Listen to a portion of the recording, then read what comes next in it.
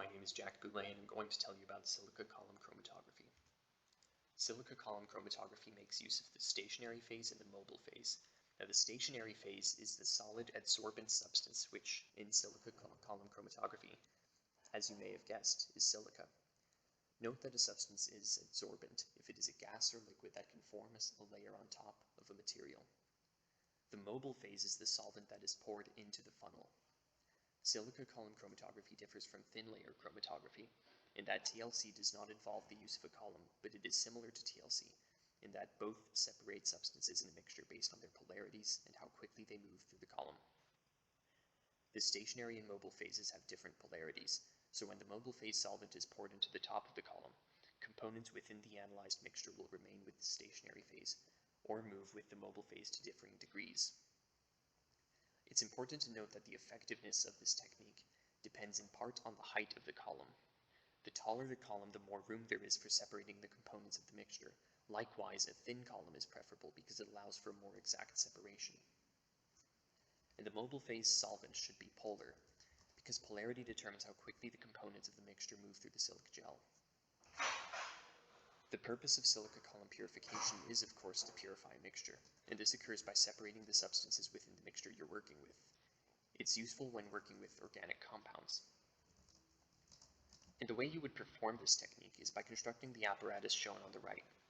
In the hood, set up either an Erlenmeyer flask or a beaker at the bottom of a ring stand. Place a column with a piece of wool or cotton at the bottom above the collecting container. Make sure it is closed. And fill the column with a little sand, then silica gel, and then more sand. Pour the mixture into the top of the column and situate a funnel at the top end of the column. Pour the mobile phase into the funnel, and at this point components within the mixture will start to leave the stationary phase. Be ready to open the stopcock and let each substance pour into its own separate container. And there are two variations. In gravity chromatography, the solvent is allowed to flow down through the column without any external force. In flash chromatography, the solvent is assisted in flowing through the column by air pressure applied to the top of the column. Flash chromatography uses smaller particles of silica gel, and this dictates how the solvent moves through the gel. Gravity chromatography is useful when you want to observe the movement carefully because it's slower. Flash chromatography is used when you want quick results. And beware of these mistakes. If the solvent is too polar, the mobile phase will move too quickly and no separation will occur.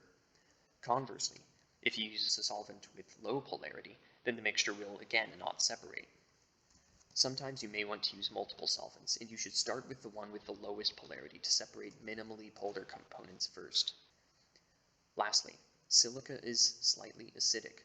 So when you're calculating the polarity of substances based on how much they move, keep in mind that because if some substances within your mixture are basic, they aren't going to flow as quickly through the silica gel.